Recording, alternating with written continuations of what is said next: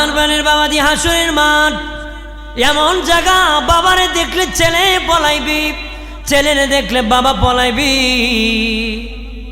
একজন আরেকজনের পরিচয় দিবে না বাবা। এমন ভয়াবহ হাসরের মাঠ, কেউ কারো পরিচয় দিবে না রে বাবাজি। সেদিন দয়াময় আল্লাহ যদি দয়া না করে কেউ জান্নাতে যেতে পারবে না। নবীজি হাসরের মাঠে সেজদায় পড়ে যাবে, চিৎকার করে কান্না করবেন। বাবাজি দুনিয়ার যত মানুষের কান্না আছে, এমনকি আদম নবীর 350 বছরের কান্নার পানি যদি এক পাল্লায় দেওয়া হয়, আমার নূরের নবীর হাসরের মাঠের কান্নার সমান হবে না। নবী সেদিন যে সেজদা করবেন, তামাম দুনিয়ার সবার সেজদা যদি এক পাল্লায় দেওয়া হয়, আমার দিনের নবীর সেদিনের সেজদার সমান হবে না। নবী কান্না করবে, আল্লাহ ও মালিক আমার উম্মতরে বাঁচাও। আমার আল্লাহ বাবাজি নবীকে মাকাম মাহমুদের দাওয়াত দিবেন। মাকাম মানে জায়গা, মাহমুদা মানে প্রশংসিত। তাফসির রুহুল মানিতি আল্লামা আলুসি বাগদাদি হানাফি রহমতুল্লাহ আলাইহি বলেন, মাকাম এমন একটি জায়গা যেটা আমার আল্লাহর কুদরতি কুল। কখন কুলে উঠাবেন? ছেলে কাঁদলে বাবা কুলে উঠায়, মা কুলে উঠায়, নাতি কাঁদলে দাদা উঠায়, দাদি উঠায়। বাবাজি আমার আল্লাহ কখন নবীকে উঠাবেন?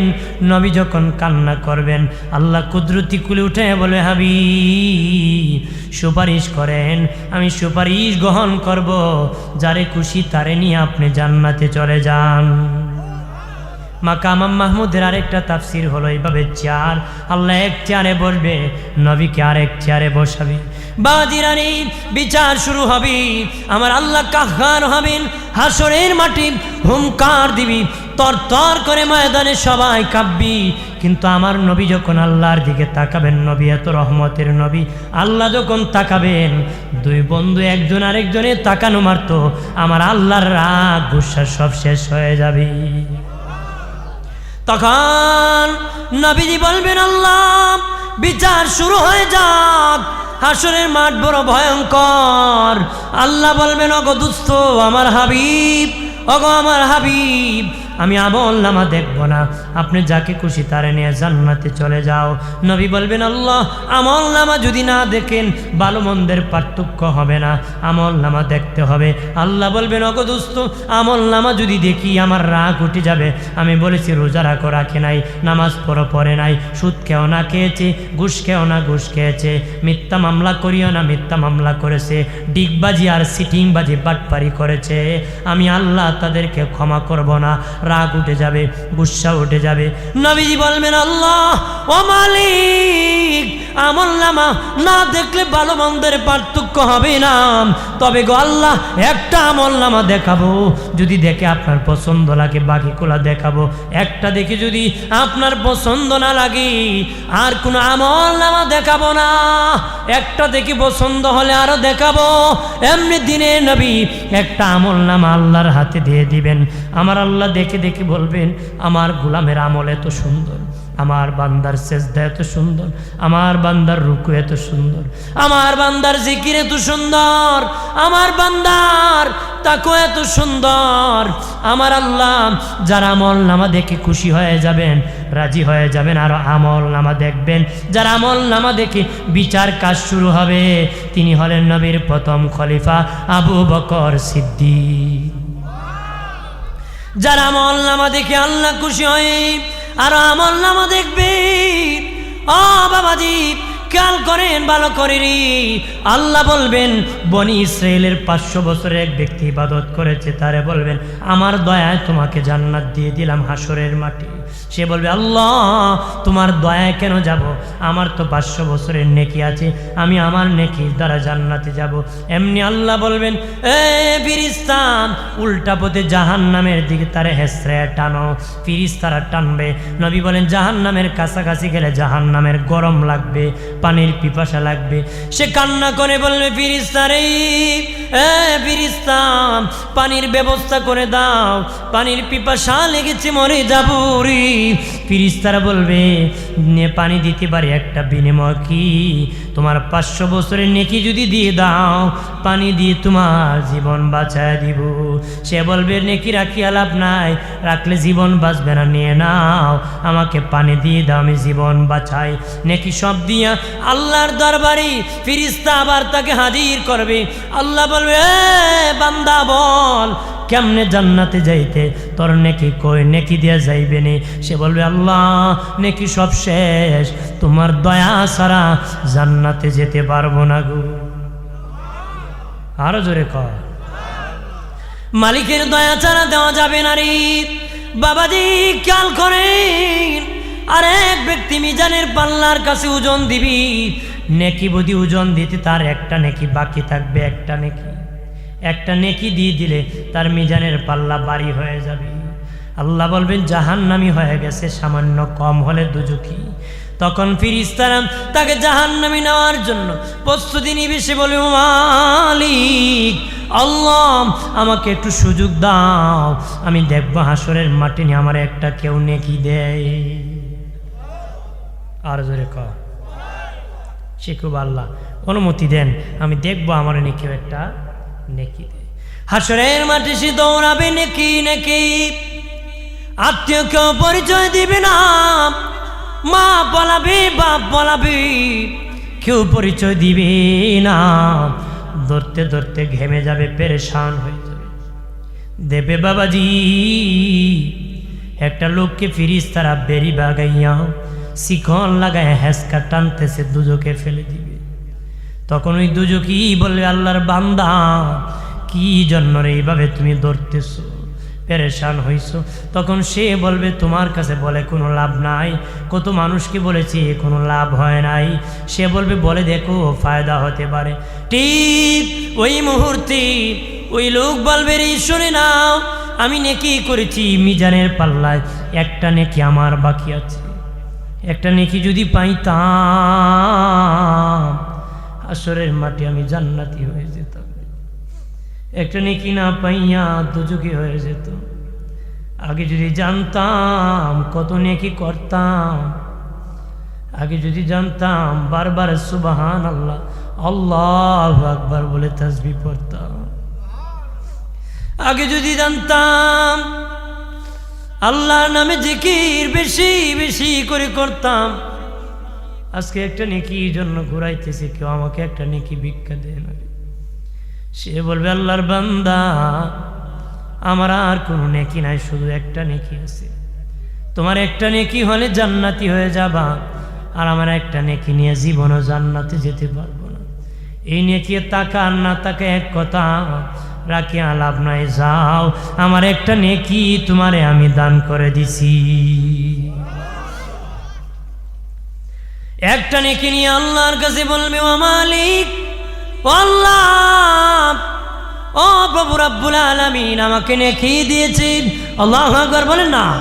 আমার আল্লাহর নবী সরওয়ারি, আমার মায়ার নবী কান্ডারি, দয়া কর আমি দয়ার ভিখারি, দয়া আমি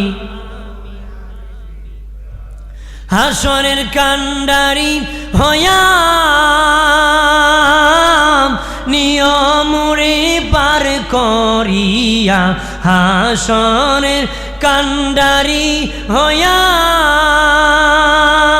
নিয়মরে পার করিয়া, আমি কাতরে বিনয় করি, আমি কাতরে বিনয় করি, দয়া কর আমি দয়ার ভিখারি, মায়া কর আমি মায়ার ভিখারি, আমার আল্লাহর নবী সরওয়ারি, আমার মায়ার নবী কান্ডারি, দয়া কর আমি দয়ার ভিখারি, মায়া করম আমি মায়ার ভিখারি চিৎকার দিয়া বলি ইয়া রাসূলুল্লাহ ওই লোক যা বলবে প্রভু ও মালিক নাকি এনেছি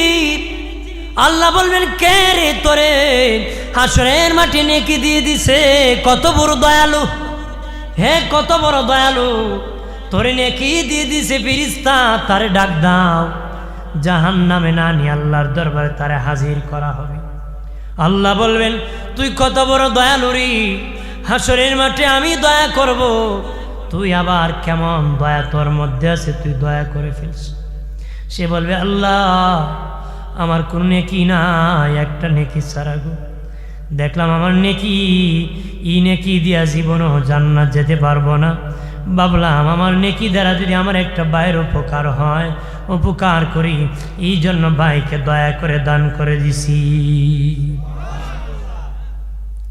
আমার আল্লাহ বলবেন রে বান্দা তোর সামান্য দয়ার ভান্ডার ছিল সামান্য একটা নেকি ছিল এটা একটা সামান্য একটা দয়ার ভান্ডার তো সামান্য দয়ার ভান্ডার থেকে যদি আমার বান্দার দয়া করতে পারস উপকার করতে পারস আমার তো দয়ার ভান্ডারের অভাব নাই আমি যদি তোর না করি কেমনে হয় রে আমি যদি তোরে দয়া না করি তোর সামান্য দয়ার থেকে আমার বান্দারে তুই দয়া করছ আর আমার তো দয়ার ভান্ডারের অভাব নাই যা তোদের দুইজনকে আমার দয়ার ভান্ডার থেকে ক্ষমা করে জান্নাতের মেহমান বানায় দিছি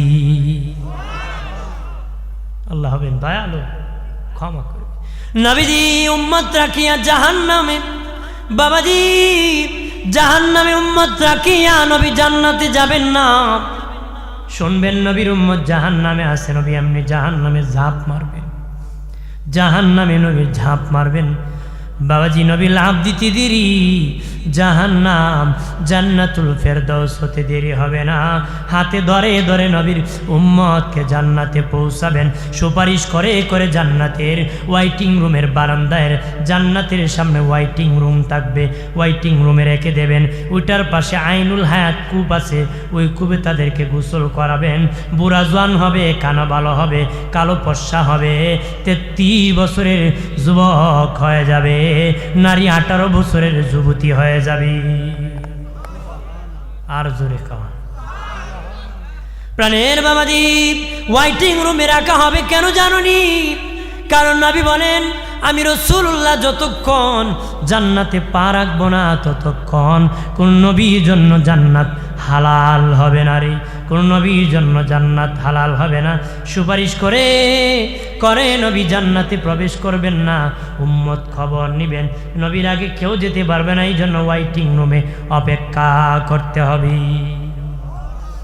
কোন রুমে ওয়াইটিং রুমে অপেক্ষা করবে এরপরে নবীজি আল্লাহ কত দিবি যত চাবি তত দিবি নবী রাজি হয়ে যাবে নবী বলে উম্মত তুমি যদি কবিরা গুনাহগার হও তুমি যদি কবিরা গুনাহগার হও আমার উম্মত হলে তোমাকে সুপারিশ করে জান্নাতে পৌঁছায়া দিব নবীজি মিছিল সহকারে জান্নাতে প্রবেশ করবেন হযরত বেলাল নবীর উটের লাগাম ধরবে নবী উটের পিঠে চড়ে জান্নাতের তালা খুলে জান্নাতে প্রবেশ করবে তারপরে দলে দলে নবীগণ প্রবেশ করবে সাহাবী کرام উম্মতে মুহাম্মদী অন্য নবীর উম্মতের আগে প্রবেশ করবে